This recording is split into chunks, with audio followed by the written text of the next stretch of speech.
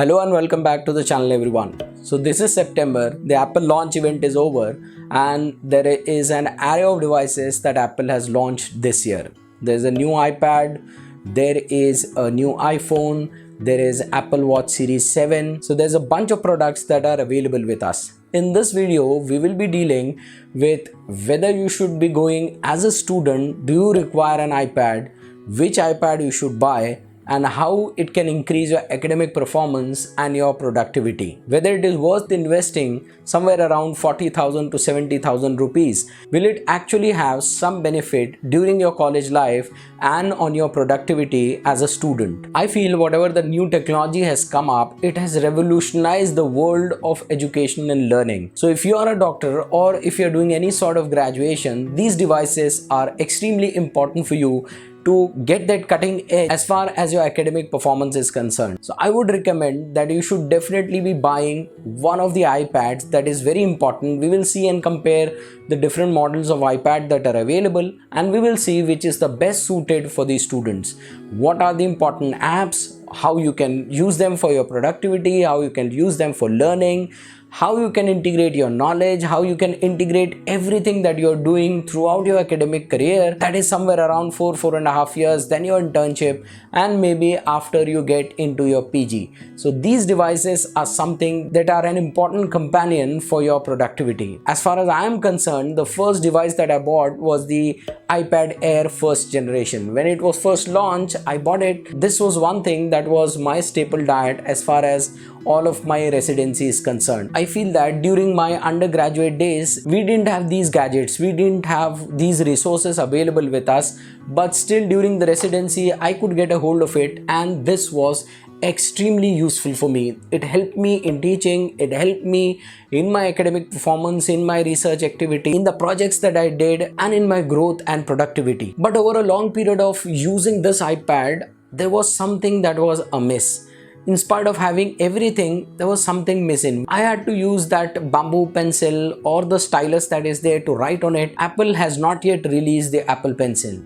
And then after a few years of use, then came the most revolutionary product that I feel as a student was launched by Apple, and that was the iPad Pro.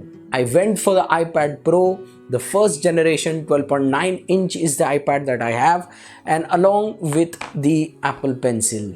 Apple Pencil is something that changed the way in which you look at note taking, the way in which you look at the digital format in which you arrange your notes, your ideas, and the academic stuff that you are learning. Obviously, as compared to the other alternatives that we had, they were nowhere close to these products. And since then, for more than 5 years of use, this is something which is one of my most trusted companion that I have. I do all my learning and a hell lot of things that I do with this iPad.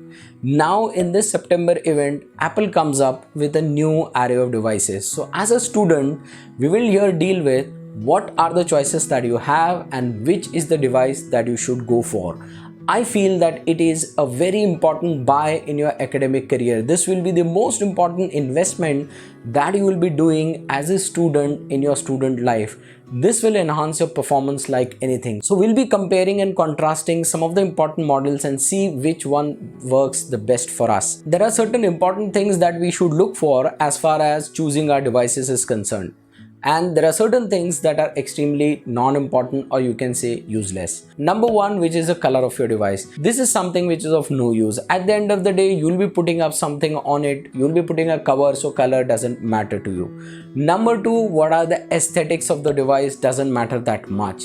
Number three, the camera that you are using. This is not a phone that you use, but this is an iPad that you'll be using, and the majority of the uses that you do along with it has nothing much to do with your cameras unless you are on Zoom calls or doing something, but that camera device or that camera capabilities are sufficient as far as these new iPads are concerned. So I feel that the three most important deciding factors are: number one, the screen size; number two, the storage or capacity of the device; and number three, the price. What price is that device for? So let us compare The iPad Pro 12.9 inch with the iPad Air 4th generation launched in 2020 and the latest launch 2021 iPad mini 6th generation. As far as the screen size go, the iPad Pro comes with two important screen sizes. Number one is the 12.9 inch and you have the 11 inch. So the 12.9 inch it's a big device, it's a big screen, and it's the 5th generation iPad Pro. The 11 inch iPad Pro that is available at the moment is the 3rd generation iPad. So as far as your iPad with a big screen goes and a student life goes, the screen is too much. You can go for a MacBook rather than going for an iPad. So 12.9 inch is not that much efficient as far as screen is concerned. Regarding second important thing regarding iPad Pro is the price. So price range is very high as compared to the other devices, and investing that much in your student life may not be wise because you have other things to take care of. You have your fees, you have your budget for the books, you have your budget for different academies that you have joined. So all of this is going to consume a lot of money. You require a lot of money and budget will be an important factor for deciding an iPad. Next comes the iPad Air. The 2020 launch iPad Air, it comes with a 10.9 inch. The latest iPad mini comes with an 8.3 inch. Now, as far as these two devices are concerned, they are best suited as far as their size is concerned, their compatibility is concerned, their compactness is concerned. You can take them, carry them to your classrooms, to your clinics, to your labs during your experimentation, and you can do a hell lot of things with them. As far as the chip or the processor goes, you have the M1 Bionic for the iPad Pros, A14 chip for the iPad Air, and the latest A15 chip for the iPad mini. But as far as our academic usage is concerned, the chip may not matter that much to us unless we are doing some graphic design, or we are editing some high-end videos, or maybe doing some high-end creative stuff that generally is at the very professional level. This chip is not that much important for us as far as a student is concerned. The next important stuff is that the iPad Pro is compatible with the 2nd generation Apple Pencil, iPad Air is also with the 2nd generation Apple Pencil, and iPad mini is also compatible with the 2nd generation Apple Pencil. But as far as iPad Air is concerned and the iPad mini is concerned, the iPad Air and the Pro are compatible with the Magic Keyboard, but the iPad mini is not compatible with the Magic Keyboard. You can use the Bluetooth one, but not compatible with the Magic one. Now here comes the most important part, or the most important deciding factor, that is storage or capacity. As far as capacity is concerned, we used to have a lot of options previously. There was 64 GB, there was 32 GB, there was 128 GB, there was 256 GB, there was 500 GB, and now we also have 1 TB of space. Obviously, space or storage will be a very important deciding factor for you when you are choosing an iPad that should go along with you for a longer period of time. So Apple here is very smart in giving the storages. So for the iPad Pro 11 inch and the 12.9 inch, they have the 128 GB storage space available. But as far as iPad Air is concerned or iPad mini is concerned, you only have two options. Either it's the 64 GB or it is the 256 GB. They don't give you the 128 GB. 64 GB is very less. It's a small space. 128 is sufficient for you, but they don't give you in this device. Now comes the last and the most important part, that is the price range. So as far as the iPad Pro 12.9 inch and 128 GB is concerned, this is somewhere around 1 lakh rupees. That is 99,900 rupees. Then the 11.8 3rd generation iPad Pro is 71,900 rupees to be very specific. Then come the other two important, that is iPad Air. So it is available in 64 as well as 256. Mini is also available in 64 and 256, but you cannot choose the 64 version. It's very low space, so you have to go with 256. So iPad Air costs you around 68,900 and the iPad mini costs you 60,900 rupees. So here is where it boils down to you. The best possible screen, the best possible storage with the best possible price is the iPad Air 4th generation that is available. You will be able to buy it at 68,900 rupees.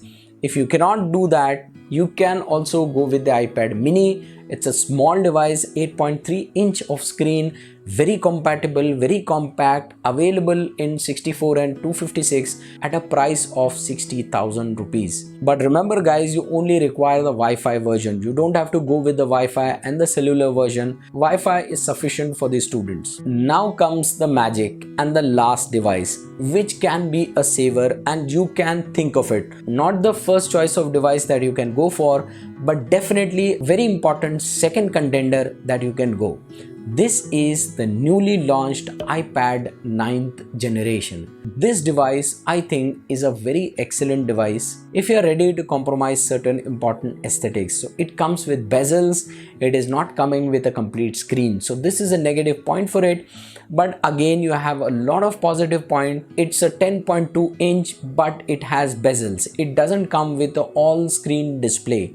This is a negative point. Again, it is only compatible with the Apple Pencil first generation, not compatible with the Apple Pencil 2 or the second generation.